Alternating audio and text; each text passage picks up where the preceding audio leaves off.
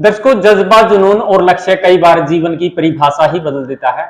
लेकिन इस चीज को अगर देखें तो कुछ लोग ऐसे होते हैं जो कि संघर्ष भी करते हैं और मेहनत भी करते हैं। अपने लक्ष्य को लेकर जब चलते हैं तो उसमें सफलता हासिल करने के लिए, हर वो मुकाम हासिल करने के लिए अपना पूरा जीवन इसमें लगा देते हैं। इसी की एक मिसाल देते हुए एक ऐसे व्यक्ति मेरे साथ मौजूद है जिन्होंने लगभग 92 कंट्रीज की साइकिल के ऊपर यात्रा की है। आज उनसे हम बातचीत करेंगे। इसी बात का विषय रखा जाएगा कि इन्होंने जो ये यात्रा शुरू की गई है, इसको लेकर के क्या कुछ इनका मकसद रहा है, क्या कुछ ये सीखना चाहते थे, क्या कुछ संदेश देना चाहते थे। तो राज जी हमारे साथ मौजूद है। राज जी, सबसे पहले स्वागत है आपका। Thank you sir, thank you so much. अच्छा राज जी, जैसा कि हमने आपका एक चैनल भी देखा है और जैसे कुछ हमने ऐसा सुना है कि आप साइकिल के ऊपर 92 कंट्रीज की यात्रा कर चुके हैं और ये यात्रा आप कंटिन्यू जारी भी रखना चाहेंगे। जानना ये चाहेंगे कि इस यात्रा का जो है, जब आपने शुभारंभ किया था, कैसे ये आपके मन में आया था? जी नमस्कार, आपके सभी दर्शकों को बहुत बहुत शुभकामनाएं। मैं ये जर्नी 2016 में शुरू की थी और मेरी जो पहली रात जो बीती थी, जिस शहर में अभी हम बैठे हैं, जिस जगह पे हम बैठे हैं, उसी जगह पे मैंने पहला स्टॉपेज किया था। मेरे स्कूल से मैं यहाँ पे आके बरवाला की इस भूमि पे रुका था और डॉक्टर राजेश रेड्डू मेरे घनिष्ठ मित्र हैं, मेरे छोटे भाई हैं, तो उनके साथ में ही मिलके ये यात्रा शुरू की थी। ये यात्रा एक मिशन है, व्हील्स फॉर ग्रीन के नाम से जी। तो ये एक एनजीओ भी है हमारी यहाँ बरवाला में रजिस्टर्ड है, डॉक्टर राजेश के नाम से ही। तो ये यात्रा जो है एक पर्यावरण बचाने के लिए सिंबॉलिकल राइड है पूरी दुनिया में। तो 2016 में ये यात्रा शुरू करके मैं और आज यहाँ तक पहुँचा हूँ। लगभग 1 लाख किलोमीटर हम साइकिल चला चुके हैं और 92 देश कंप्लीट कर चुके हैं। जी बिल्कुल, जिस प्रकार से आपने बताया 92 देश से आप जो है वो कंप्लीट कर चुके हैं। लेकिन साइकिल के ऊपर चलना, ये कैसे आपके मन में आया कि साइकिल के ऊपर चल के इन देशों की यात्रा जो है वो की जाए? देखिए, साइकिल चलाना मैं एक प्रोफेशनल डॉक्टर था। मैं अपना हॉस्पिटल चला रहा था गुन्ना में और कई साल तक मैंने काम किया, 10-12 साल तक। पर सडनली एक रात मेरे दिमाग में आया कि ऐसा करा जा सकता है। उस रात मैंने सर्च किया, देखा सब और निकल गया। अगले 2-3 दिन में राजेश को फ़ोन किया, 1-2 भाइयों को किया कि भाई मैं तो साइकिल से पूरी दुनिया के भ्रमण के लिए जा रहा हूँ। तो सारे बोले डॉक्टर पागल हो रहा है। पागल तो था पहले भी, पर ये बड़ा पागल हो गया तो अभी हमें पता चला है। तो बस उस पागलपंथी में निकले और निकलते निकलते यहाँ तक पहुँच गए भाई। यानी कि लक्ष्य को लेकर के पागल? हाँ, कोई भी काम हो पागलपंथी के बगैर तो होता नहीं है। ये तो आपका है, कोई भी उल्टा काम करना हो, सीधा काम करना हो, आप में एक जुनून, एक लक्ष्य, एक आपका वो होगा तभी वो काम होगा। पागलपंथी होगी तभी वो काम होगा। अच्छा देखिए, कोई भी लक्ष्य प्राप्ति के लिए अगर निकलता है तो उसमें काफी बाधाएं आती है। तो आप जिस प्रकार से साइकिल पर निकले, इतने देशों का भ्रमण जो है आपने किया है, आपके सामने भी कुछ कठिनाइयां आई होगी?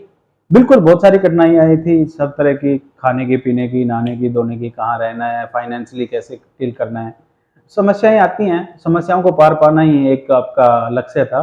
धीरे धीरे स्टार्टिंग में काफ़ी प्रॉब्लम्स आई थी, उसके बाद में अभी क्या है कि काफ़ी हद तक यूज टू हो गए उन चीज़ों को। अब तो देश क्रॉस करते हुए भी डर नहीं लगता, एक देश से दूसरे देश जाने में भी दिक्कत नहीं आती। तो और मतलब फिर क्या है कि मैं 2-3 साल तक मैं सोशल मीडिया से दूर रहा, पहले 2-3 साल।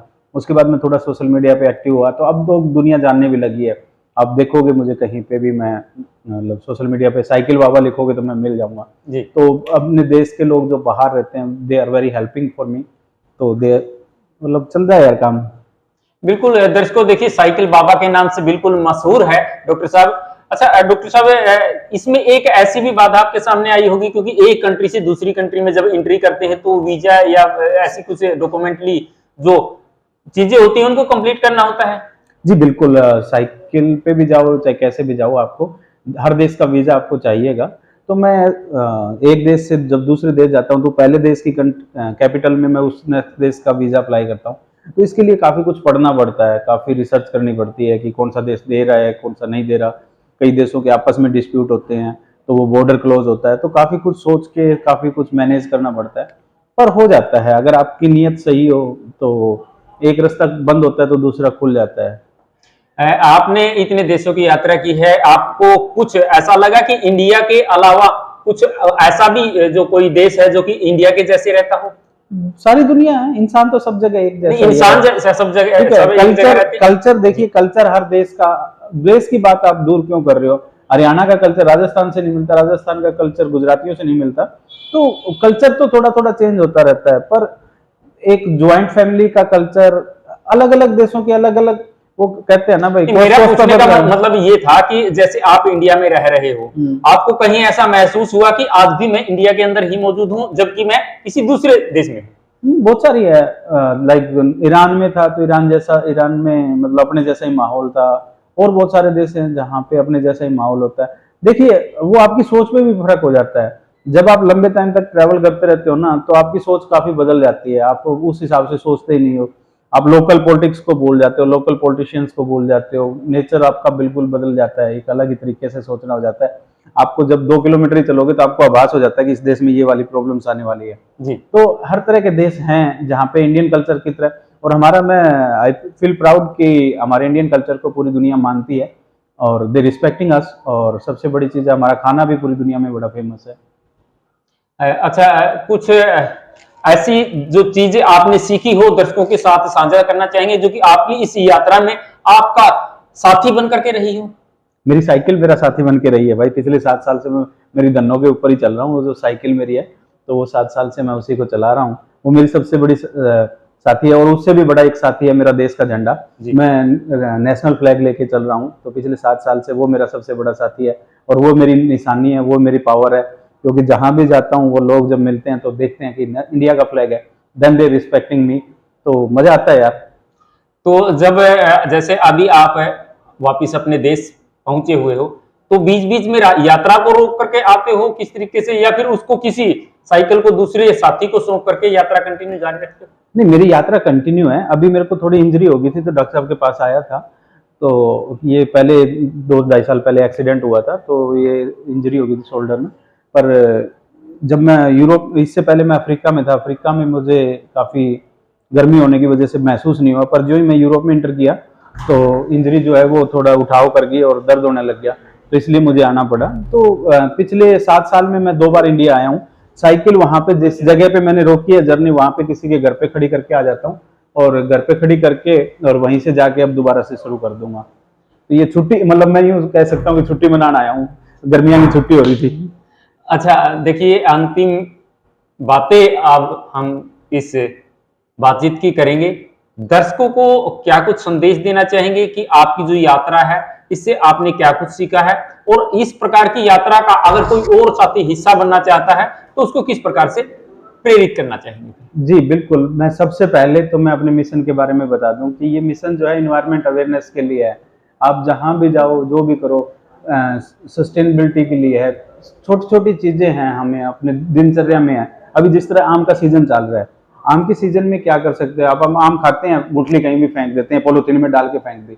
अब ये ना करो ना यार, आम खाए है, गुठली है वो रख दो, और अभी बारिश का सीजन स्टार्ट हुआ है, उनको जाके अपने खेत के मंडेर पे फेंक दो, कहीं ऐसी जगह फेंक दो।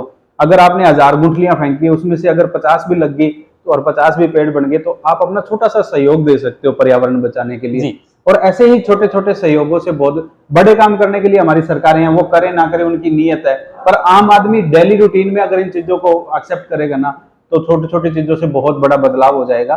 तो मेरी देशवासियों से, आपके दर्शकों से बहुत उम्मीद है कि वो ऐसा कुछ करेंगे, छोटी छोटी दिनचर्याओं में बदलाव लाएंगे और अपने पर्यावरण को बचाएंगे, अपने देश को बचाएंगे। क्योंकि इन्वायरमेंट कहते हैं, हर कोई तीसरे आदमी से सुनते हो climate change, climate change. Climate change already हो चुका है, पर इस पूरी तरह से होने वाला है, उससे पहले थोड़ा सा हमें सुधरना पड़ेगा। हो चुका, मैं इसलिए बोल रहा हूँ कि इस बार देखा आपने, जेठ के महीने में भी बारिशें हो रही है। जी, तो मैंने, मेरे ख्याल में 45 साल का तो मैं हो गया हूँ, मैंने जेठ के महीने में कभी बारिश नहीं देखी। इस साल पूरे जेठ के महीने में बारिश हुई है, तो इट्स ऑलरेडी डन। पर आगे हमें बचा कैसा जा सकता है, उसके लिए हमें काम करना पड़ेगा। जी, तो दर्शकों, साइकिल बाबा डॉक्टर राज हमारे साथ मौजूद थे। इन्होंने 92 देश की भ्रमण जो है, 92 देश का भ्रमण किया है, और वो भी साइकिल पर है। और एक अच्छा संदेश जो कि अंत में इन्होंने दिया है, ये इनकी यात्रा जो है आप किस प्रकार से देखते हैं, इनसे क्या कुछ प्रेरणा आप लेते हैं, कमेंट के माध्यम से सभ्य शब्दों का इस्तेमाल करके जरूर बताइएगा। और दर्शकों, लगातार इसी प्रकार से जुड़े रहिएगा, हम तमाम मुद्दों की अपडेट को लेकर के आपके बीच में आते रहेंगे। अपने सहयोगी के साथ मैं आपका साथी नरेश कुमार।